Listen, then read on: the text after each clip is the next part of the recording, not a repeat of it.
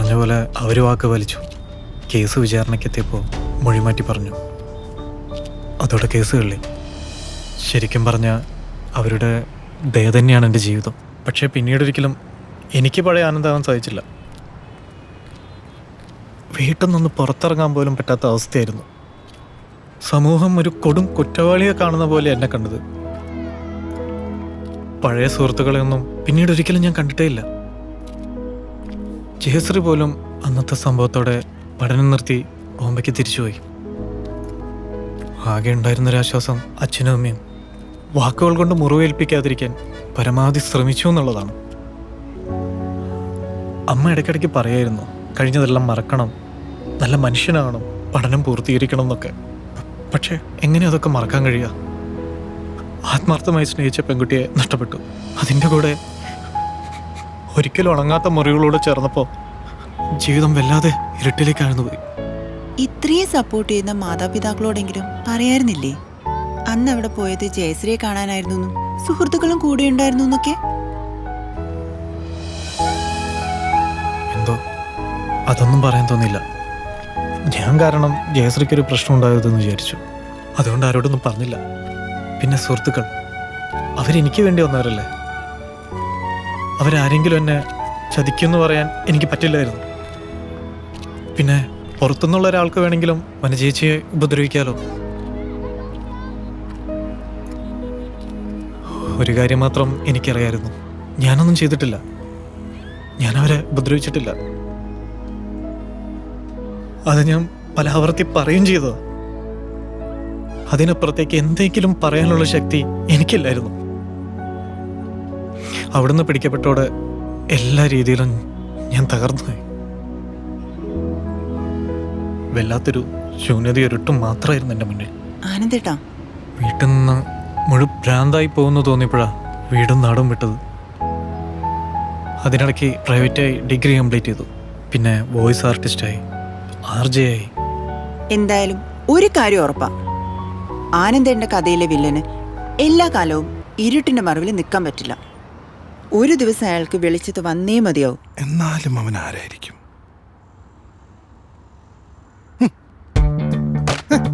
നായകനെ ഈ കോലത്തിലാക്കിയിട്ട് കളഞ്ഞിറങ്ങുന്ന വില്ലൻ നിസ്സാരക്കാരനല്ല. He's a criminal.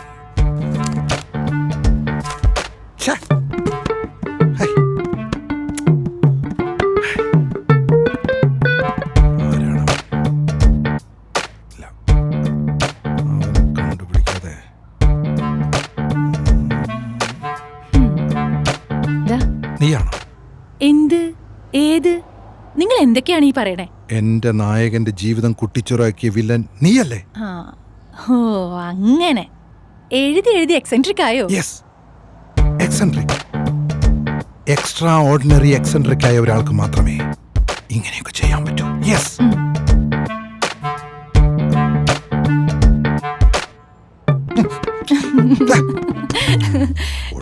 എഴുത്ത് എവിടെ വരെയായി?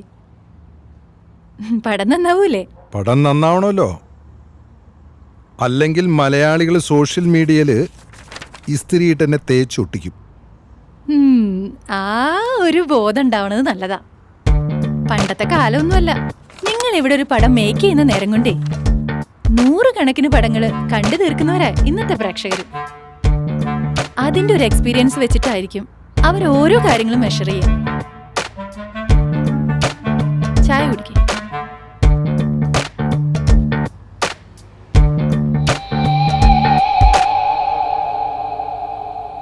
എന്നാലും അവൻ ആരായിരിക്കും?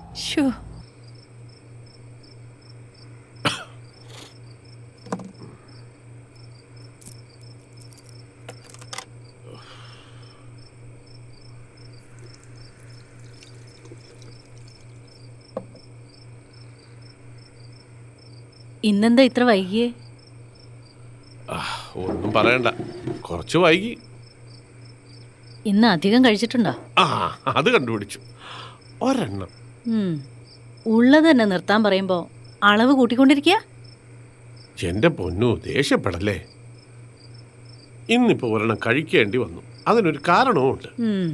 കൊള്ളാം, ഓരോ കാരണങ്ങൾ പറഞ്ഞ് ന്യായീകരിച്ചോളൂ. അവനവന്റെ പ്രായം കൂടെ നോക്കുന്നത് നല്ലതാ. പ്രായമൊന്നും ഇനി മാറ്റാവൂല, അതതിൻ്റെ വഴിക്ക് പോട്ടെ.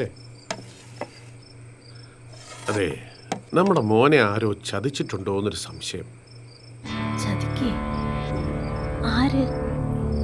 ഒന്ന് തെളിച്ചു പറ. ഞാൻ ഇന്ന് ബാറിൽ വെച്ച് ഒരാളെ കണ്ടു. അതെ, നമ്മുടെ കാര്യം അടുത്ത ആഴ്ച തിരുവനന്തപുരത്താണ്. ശരിയാക്കാം. ആ, ഇറങ്ങാണോ? ഓക്കെ, മറക്കല്ലേ. ആ ആ പരമോങ്കളല്ലേ? പരമോങ്കളല്ല, പരമേശ്വരൻ. ആരാ? ഞാൻ ജോസഫാണ്. ഏത് ജോസഫ്? ആനന്ദിന്റെ കൂടെ ഉണ്ടായിരുന്ന. ആ ആ. ഇരിക്കാലോ അല്ലേ? ഉം, ഉം.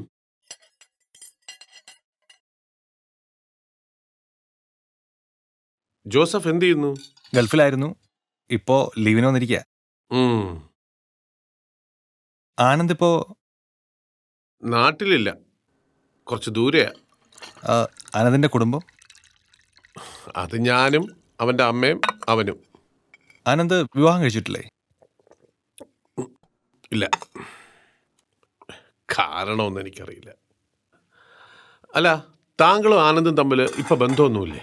സത്യം പറഞ്ഞാൽ പണ്ട് നടന്ന ആ സംഭവത്തിന് ശേഷം ഞാൻ ആനന്ദിനെ കണ്ടിട്ടേ ഇല്ല. ഉം. ഡിഗ്രി കഴിഞ്ഞ് ഞാൻ ഗൾഫിലേക്ക് പോയി. പിന്നെ ഞാൻ അവിടെ തന്നെ ആയിരുന്നു. ഇടയ്ക്ക് നാട്ടിൽ വരും. അതിനിടെ എപ്പോഴോ ആനന്ദിന്റെ നമ്പർ തപ്പി ഞാനൊന്ന് വിളിച്ചായിരുന്നു. ഉം. പക്ഷെ ഞാനാണെന്ന് മനസ്സിലായപ്പോൾ അവൻ കോള് കട്ട് ചെയ്തു. അതെന്തിനാ കോള് കട്ട് ചെയ്തേ? നിങ്ങൾ തമ്മിൽ നല്ല സുഹൃത്തുക്കളായിരുന്നാണ് എൻ്റെ വിശ്വാസം. ആ സമയത്ത് അങ്ങനെയൊക്കെ ആയിരുന്നു. പിന്നീട് ഒരിക്കലും അവനെ കാണാൻ ശ്രമിക്കാത്തതിൻ്റെ കാരണം കൊണ്ടായിരിക്കാം. ഓ, അതൊന്നും വലിയ കാര്യമാക്കണ്ട. കൂട്ടത്തിലൊരുത്തൻ ഇതുപോലൊരു ചരിത്രം കാണിച്ചാൽ ആരെങ്കിലും പൊറുക്കുവോ? എന്താ സാർ എടുക്കണ്ടേ?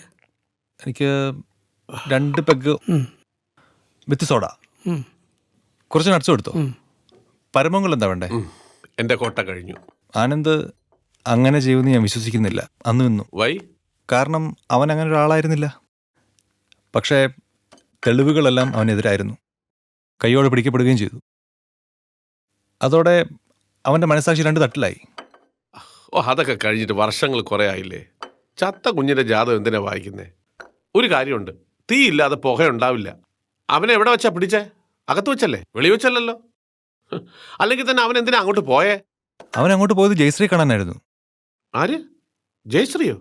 അതെ, ജയശ്രീ, മോഹനേട്ടൻ്റെ വൈഫിൻ്റെ ചേച്ചിയുടെ മകൾ. അവൾ നാട്ടിൽ നിന്ന് പഠിക്കാൻ വേണ്ടി ബോംബെയിൽ നിന്ന് വന്നതാ. അവളെ ആനന്ദിന് ഭയങ്കര ഇഷ്ടമായിരുന്നു. അവൾക്ക് തിരിച്ചും അങ്ങനെ തന്നെ ആയിരുന്നു. ആനന്ദ് അവൻ്റെ ഇഷ്ടം അവളോട് പറയാൻ കുറേ ട്രൈ ചെയ്തു. പക്ഷേ ഒരവസരം കിട്ടിയില്ല. അവളും അവളുടെ കസിനും മാത്രമേ വീട്ടിലുള്ളൂ എന്ന് മനസ്സിലാക്കി അങ്ങോട്ട് പോയതാ അവളെ കാണാൻ വേണ്ടി. അന്നാണ് ആ സംഭവം നടന്നത്. അന്ന് അവൻ്റെ കൂടെ ഞങ്ങളും ഉണ്ടായിരുന്നു. ഞങ്ങളെന്ന് പറയുമ്പോൾ? ഞാനും ഹർഷനും പ്രകാശനും. ഓ, അങ്ങനെയാണ് കാര്യങ്ങളല്ലേ. ആനന്ദ് അടുക്കള വഴി അകത്തേക്ക് പോയി. ഞങ്ങൾ 3 പേരും പുറത്തുണ്ടായിരുന്നു. പെട്ടെന്ന് കറണ്ട് പോയി. പിന്നെ അകത്തുനിന്ന് കരച്ചിലും നിലവിളിയും എന്തൊക്കെ കേട്ടു. ഞങ്ങൾ അവിടുന്ന് രക്ഷപ്പെട്ടു. നിക്ക്, ആനന്ദ് അകത്ത് കയറിയപ്പോ കറണ്ട് പോയല്ലേ? അതെ അതെ. അപ്പൊ നിങ്ങൾ 3 പേരും 3 സ്ഥലത്താണോ കാവൽ നിന്നത്? യെസ്. എന്താ അങ്കിൾ? അല്ല, ഒന്നുമില്ല, ഞാൻ വെറുതെ ചോദിച്ചതേ ഉള്ളൂ.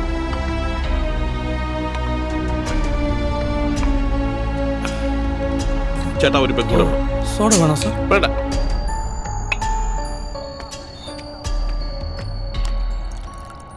ജോസഫ്, നമ്പർ ഒന്ന് ഫീഡ് ചെയ്തേ.